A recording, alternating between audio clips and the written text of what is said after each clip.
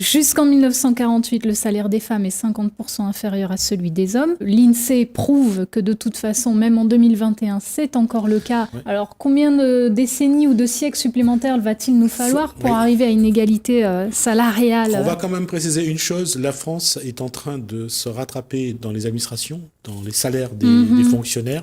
Allons. Oui, non, mais parce que en fait, c'est étonnant que ça soit en fin de quinquennat, que ce soit le cas, alors que à son entrée en mandat, Macron a quand même pondu un rapport énorme dans lequel il promeut la parité homme-femme, justement. Alors, comment ça se fait que c'est en fin de quinquennat qu'on commence à se dire que oui, ça y est, la France fait un rappel sur les salaires des fonctionnaires?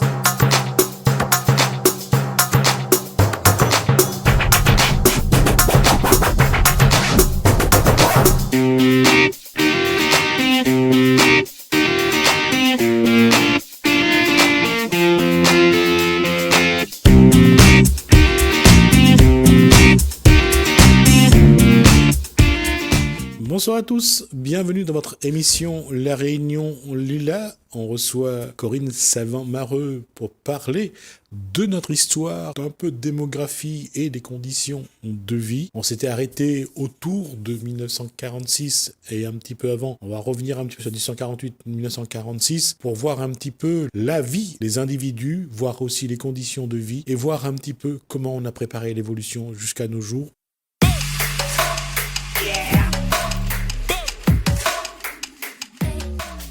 Corinne Savant-Mareux, bonsoir. Quand on mène cette recherche que vous faites sur les individus, sur les conditions de vie, sur les rapports sociaux, sur les différences de traitement, ça surprend de voir que La Réunion a eu cette histoire-là? Ça surprend énormément, surtout que ce qu'il faut comprendre, c'est qu'à l'école, en tout cas moi, ma génération à moi, on n'apprend pas l'histoire de La Réunion à l'école. Que ce soit au collège, au lycée ou en primaire, on apprend l'histoire de France, mais on n'apprend pas l'histoire de La Réunion, qui pourtant est un département français.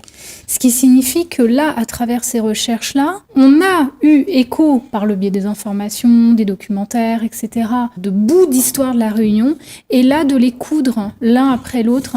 Oui, c'est très surprenant. On reconstitue un puzzle quelque part. Exactement. C'est une réalité, effectivement. Mais ce qui est surprenant, c'est de voir que on passe d'une pièce à l'autre parfois et sans se demander s'il y avait une transition. Ne serait-ce que si on regarde Anne Mousse, le statut de la femme au début du peuplement de la Réunion, au passage à l'esclavage, et lorsque on emmène des femmes de métropole à la Réunion, ça change la donne et la femme, malheureusement, à ce moment-là, elle n'a plus cette place qu'elle avait avant. Alors, la place de la femme, telle que tu abordes le sujet à la période d'Anne Mousse et des premières femmes de l'île de la Réunion, semble être abordée sous un angle valorisant. La femme est précieuse, on a besoin d'elle, elle nous manque, elle est la seule pièce manquante pour pouvoir peupler l'île, puisque ça, c'était devenu un des projets de la part des colonies. Entre autres Louis Payen, puisque Louis de Payen la part de Louis Payen démarre le peuplement. Voilà. Certaines personnes,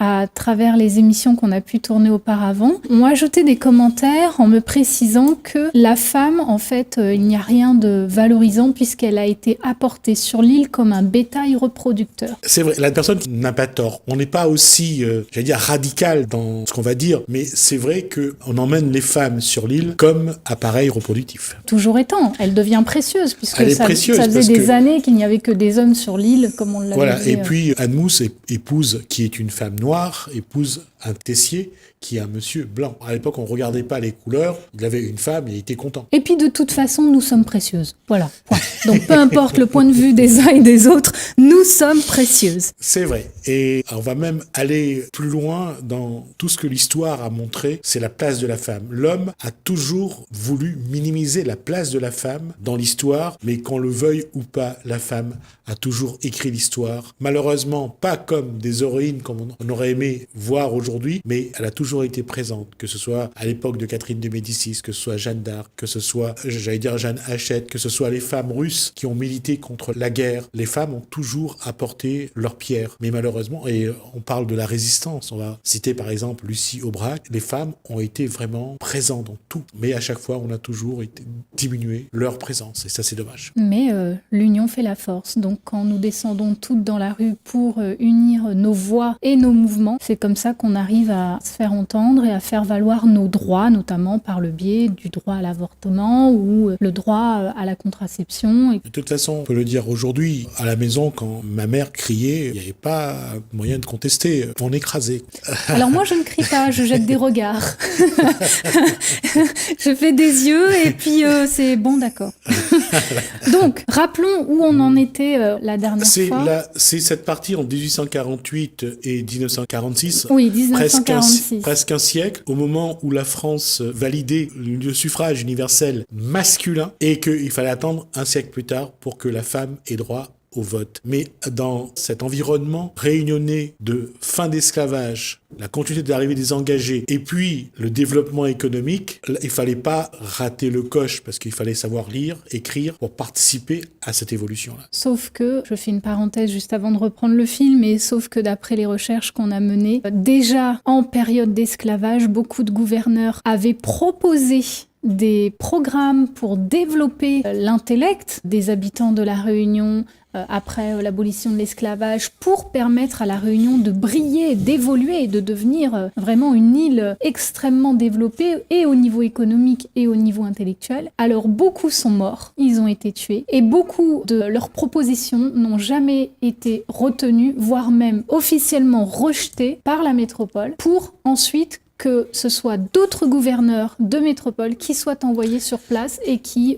adaptaient un programme moins ambitieux, voire parfois même cherchant à éteindre, à laisser les Réunionnais aller tout doucement. François de Mailly, à l'époque, était député de la Réunion en 1870. Il a voulu justement apporter aussi sa pierre à l'édifice. Il y a beaucoup d'intellect de gauche au sens d'aujourd'hui, qui étaient vraiment des humanistes, qui voulaient l'évolution de l'être humain. Beaucoup ont essayé d'apporter quelque chose. Mais comme on l'a vu après 46, avoir une population pauvre, illettrée, c'est plus facile à tenir que d'avoir une population pauvre et qui réfléchit. D'ailleurs, on avait abordé la période depuis la départementalisation. On avait aussi abordé les écarts salariaux qui existaient déjà à ce moment-là, qui sont constatés non seulement des écarts Réunion métropole, donc des salaires jusqu'à 70% inférieurs à ceux de la métropole à poste égal, mais aussi entre les hommes et les femmes à la Réunion. Exact. De toute façon, pas seulement à la Réunion. Il faut savoir que le quart de salaire entre hommes et femmes était déjà quelque chose de vrai sur le territoire national, oui, sur le territoire métropolitain. Donc il y avait déjà cette vérité-là. Ça s'est amplifié dans les îles. Imaginez à la Réunion, entre un cheminot du chemin de fer et les gardes-barrières pour les femmes de ces hommes-là qui travaillaient aussi, c'est clair que l'écart de salaire L'écart de salaire est historique. Ouais. Donc, jusqu'en 1948, le salaire des femmes est 50% inférieur à celui des hommes. L'INSEE prouve que de toute façon, même en 2021, c'est encore le cas, peut-être à un niveau un peu inférieur. 30%, je crois. Ouais, c'est 30%. Le chiffre, hein. Ouais. Alors, combien de décennies ou de siècles supplémentaires va-t-il nous falloir pour arriver à une égalité salariale? On va quand même préciser une chose, la France est en train de se rattraper dans les administrations, dans les salaires des fonctionnaires. Allons. Oui, non, mais parce que en fait, c'est étonnant que ça soit en fin de quinquennat, que ce soit le cas, alors que à son entrée en mandat, Macron a quand même pondu un rapport énorme dans lequel il promeut la parité homme-femme, justement, et vraiment avec ce ministère là d'égalité des femmes au Conseil, je sais pas quoi, qui a été créé. Alors, comment ça se fait que c'est en fin de quinquennat qu'on commence à se dire que oui, ça y est, la France fait un rappel sur les salaires des fonctionnaires? Parce que Emmanuel Macron, depuis l'année dernière, est en train d'aller vers les jeunes, d'une part, et puis vers les femmes aussi, quelque part. C'est vrai qu'il cherche son électorat pour se faire réélire. C'est une chose. Non, mais... Vous le savez très bien, Karine Savon-Mareux. Allons. Donc...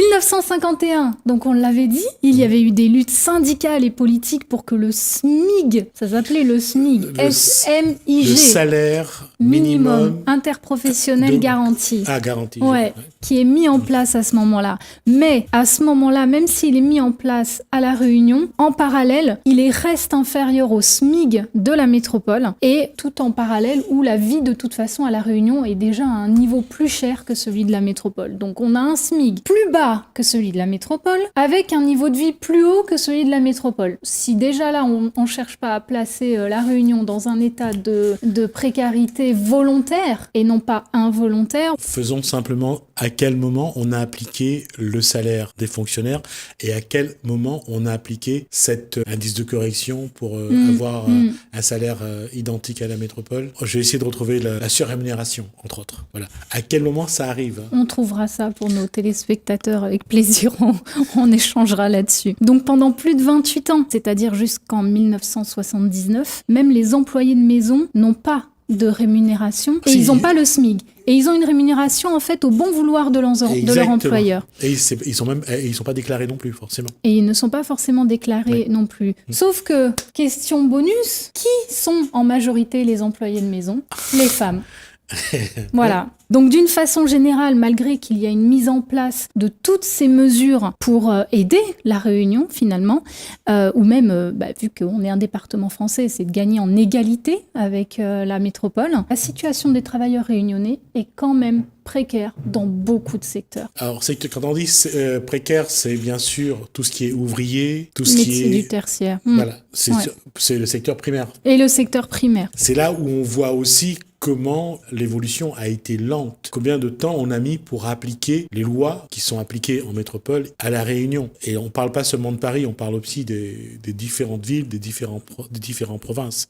La loi a mis du temps à s'appliquer dans les faits. Même si la loi a été votée, elle n'était pas forcément appliquée. Et c'était le cas notamment pour les allocations familiales, les congés maternité et l'assurance maternité, puisque les mères à La Réunion ne bénéficiaient quasiment pas de ces prestations sociales. En métropole, elles en bénéficiaient de facto, et voire même, soit elles n'en bénéficient pas, et quand elles en bénéficient, c'est avec des mesures de contrôle où l'allocation est dégradée en fonction de l'augmentation du nombre d'enfants au sein de la famille. Donc vraiment, on rentre là dans la fameuse mesure où on cherche à contrôler la démographie de La Réunion, où on cherche à maîtriser les naissances et même les enfants qui sont déjà nés finalement. Donc on aura l'occasion la semaine prochaine de revenir sur les allocations familiales et comment on s'est servi de ces allocations familiales pour gérer la démographie à La Réunion. Exactement. On a cette volonté-là du gouvernement de vouloir prendre le contrôle sur la démographie de La Réunion, donc notamment par Michel Debré, qui est élu député de La Réunion en 1963 et qui va mettre en place ce programme de déportation des enfants des familles précaires. On va essayer de ne pas utiliser d'abord ce mot de déportation parce que c'est... J'ai buté sur le mot à employer. Au début, j'ai mis délocalisation et puis j'ai vraiment hésité à Pas que le mot s'ajuste pas, mais par rapport à ce qui s'est passé sur la Deuxième Guerre mondiale. Au sentiment que ça peut générer. Voilà. Oui.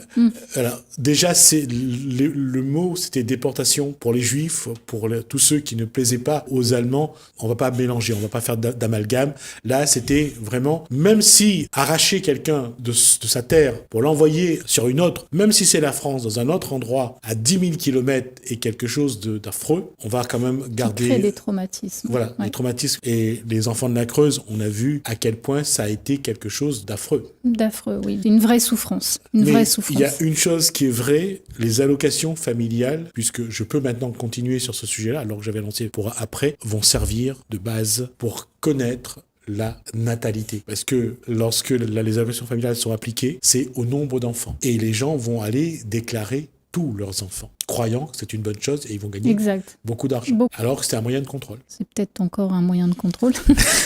Donc, le programme Pour ceux qui découvrent quel était ce programme-là de... Qu'est-ce qu'on dit alors si c'est pas déportation, c'était d'envoyer des enfants en métropole pour pouvoir limiter la démographie à La Réunion. Et justement, les enfants, une fois qu'ils ont été envoyés en métropole, c'était pour repeupler des régions de métropole qui avaient été dépeuplées par un exode rural. Il y avait quelque chose aussi dont on sait que c'est une question qui a été posée à l'époque, c'est qu'il fallait que la couleur des Réunionnais ne soit pas trop ou majoritairement autre chose que blanc. Et cette question-là a été posée. Comment faire en sorte que la population réunionnaise, c'est au nombre d'enfants, change de couleur.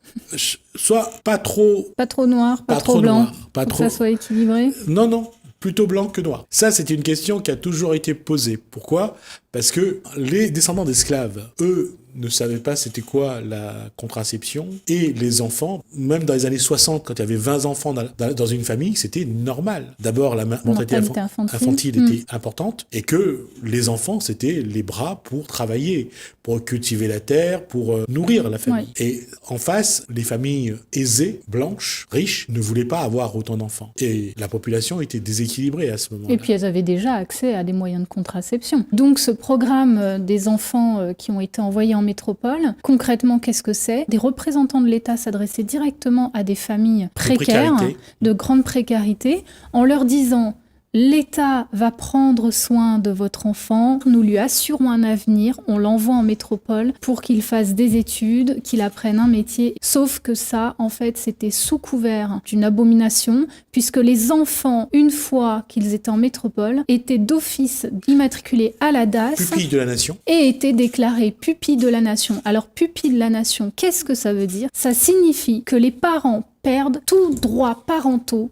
sur leurs enfants. Et ce qu'il faut comprendre, c'est que les parents en question ont signé ces procès-verbaux. Sauf que les parents en question étaient des parents, je vous le rappelle, de familles en situation précaire, donc illettrés. Ils ignoraient le contenu de ce qu'ils signaient. Tout à fait. De facto, on s'est retrouvé avec des enfants en métropole qui ne comprennent pas ce qu'ils font là, qui ne comprennent pas quel est le contexte et pourquoi ils ne rentrent plus chez eux. Donc il y a une souffrance de la part des enfants en métropole, qui d'ailleurs beaucoup ont fini par se suicider parce qu'ils avaient des maltraitances dans les familles d'accueil ou dans les établissements dans lesquels ils ont atterri, et puis on leur a menti. Et les familles à La Réunion, elles aussi, étaient en grande souffrance, et le sont peut-être encore aujourd'hui, parce qu'elles ne comprenaient pas pourquoi elles ne revoyaient pas leurs enfants revenir comme c'était censé être le cas. Oui, on leur disait que leurs enfants reviendraient formés, ils auraient un métier. Après, il n'y a plus eu de suite, il n'y a plus eu de courrier, d'autant que certains ne savaient même pas écrire et que les parents non plus. Ils ne connaissaient pas l'adresse de leur famille, voilà. Donc il y avait vraiment une rupture. Il y avait une grande rupture. Pour rappel,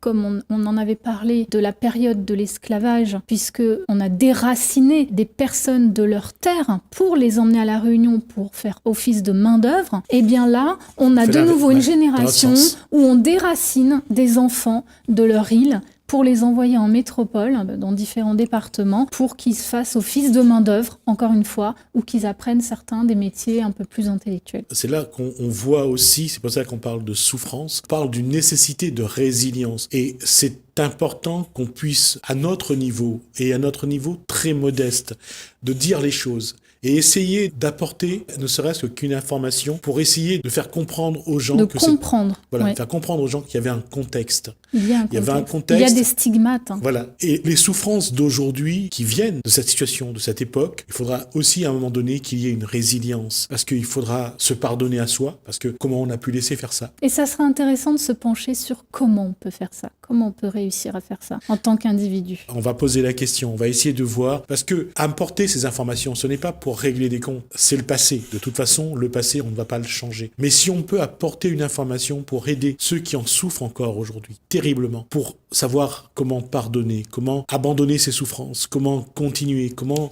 avancer. Il faut passer, là c'est même plus le chapitre suivant qu'on passe, c'est le tome 2. Ouais. Faire un tome 2 de sa vie. Je ferme le tome 1 et je commence un tome 2 pour pouvoir avancer dans ma vie, peu importe l'âge que ces personnes ont. J'en ai vu, j'en ai reçu sur ce plateau et ça sera difficile de guérir. Mais si on peut au moins apaiser un peu les souffrances, on aura quand même fait un pas en avant. Et je crois que c'est à nous de voir comment on peut apporter quelque chose. Et si vous demain, vous voulez témoigner, nous sommes là et nous sommes prêts à vous donner la parole. Merci Corinne Salvant-Mareux, merci pour cet échange. On abordera dans la prochaine émission la place des allocations familiales et comment on s'est servi de ça pour gérer la natalité, pour gérer la démographie. Et quand je dis gérer, c'est encore gentil. Merci à vous de nous avoir suivis. Merci Alain, merci François. Je vous dis à bientôt.